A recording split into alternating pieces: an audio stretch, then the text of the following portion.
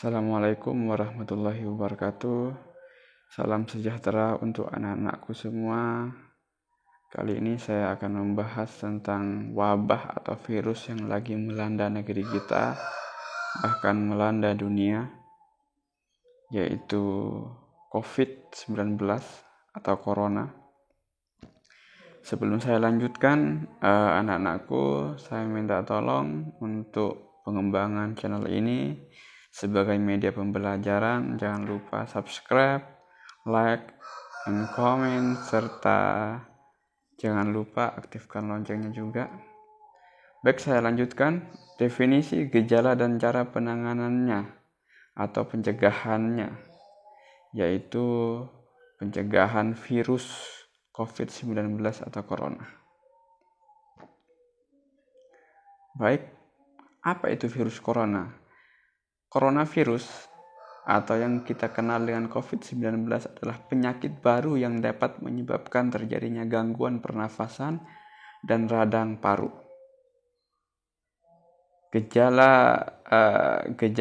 Gejalanya ini beragam, seperti gejala flu biasa, yaitu demam, batuk, pilek, nyeri tenggorokan, nyeri otot, nyeri kepala.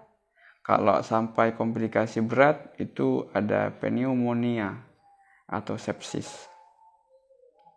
Lantas bagaimana cara nularnya? Kita harus tahu ini ya. Yang pertama, nularnya lewat droplet atau percikan saat batuk atau bersin atau berbicara. Yang kedua adalah kontak fisik dengan orang terinfeksi, bersentuhan atau jabat tangan. Yang ketiga adalah menyentuh mulut, hidung, atau mata dengan tangan yang terpapar virus. Hati-hati ini ya. Kapan harus waspada? Ayo kenali gejalanya. Gejala ringan atau sedang. Gejala yang terpapar virus ini yang pertama adalah demam. Ya. Sama dengan demamnya ini kurang lebih 38 ke atas, 38 Celcius ke atas ya. Atau ada riwayat demam, pada kasus tertentu tidak ada demam. Terus ini yang kedua gejalanya batuk, pilek, nyeri tenggorokan. Untuk gejala berat, di sini gejala ringan ditambah keluhan sesak nafas. Frekuensi nafasnya ini lebih dari 24 kali per menit. Dan pneumonia berdasarkan gambaran radiologis. Terus yang selanjutnya gejalanya adalah gagal ginjal. Ini berarti sudah gejala berat ya. Gejala tersebut disertai riwayat sebagai berikut. Jadi gejala-gejala di atas ini anak-anakku disertai riwayat sebagai berikut. Yang pertama, melakukan perjalanan ke negara atau daerah yang terkonfirmasi atau yang positif adanya transmisi lokal COVID-19 pada 14 hari terakhir sebelum timbul gejala. Jadi kalau kamu lagi bepergian di suatu daerah atau negara yang memang positif terjangkit virus, terus setelah itu gejala-gejala di atas muncul, maka bisa dipastikan kalian ini sudah terpapar virus tersebut. Yang kedua, kontak dengan orang yang memiliki riwayat perjalanan pada 14 hari terakhir ke negara-negara atau daerah yang terkonfirmasi adanya transmisi lokal COVID-19. Jadi anak-anakku, walaupun kamu tidak jalan-jalan ke suatu daerah atau negara, ke tempat yang terkonfirmasi atau positif virus, yang kedua ini bisa jadi dengan kamu bertemu seseorang yang memang dari kota tersebut atau negara tersebut atau habis jalan-jalan. Terus timbul gejala-gejala di atas, maka bisa dipastikan kalian ini terpapar virus. Yang ketiga adalah kontak erat dengan orang-orang berasal dari negara yang terkonfirmasi adanya transmisi lokal COVID-19. Jadi ada hubungan kontak erat ya dengan orang yang berasal dari negara atau daerah tertentu yang positif COVID. Yang keempat adalah bekerja atau mengunjungi fasilitas kesehatan yang berhubungan dengan pasien terkonfirmasi atau positif COVID-19. Jadi bagi dokter ini bisa terpapar virus. Semoga tetap selamat dokter-dokter kita.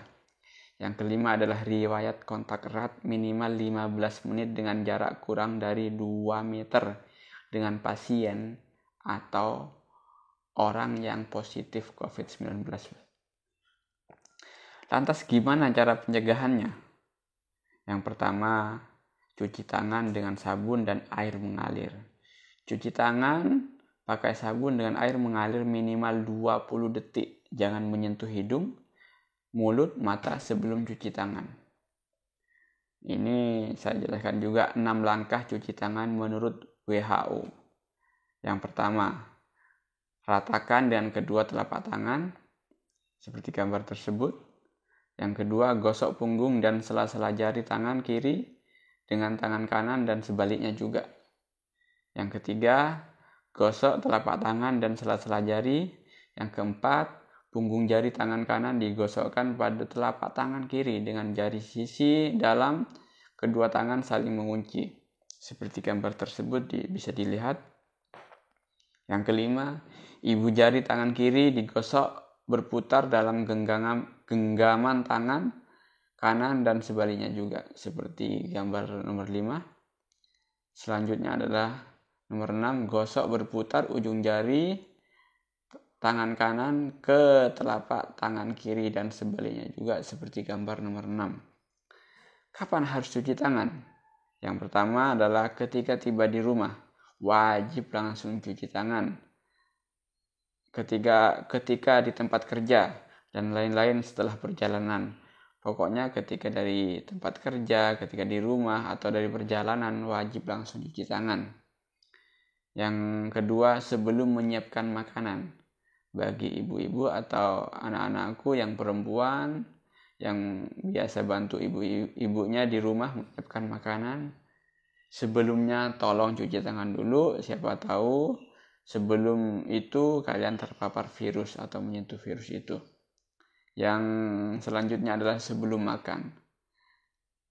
Mari kita jaga kebiasaan sehat kita. Sebelum makan harus cuci tangan. Setelah itu, setelah menggunakan toilet atau keluar dari kamar mandi, wajib kita langsung untuk cuci tangan ya.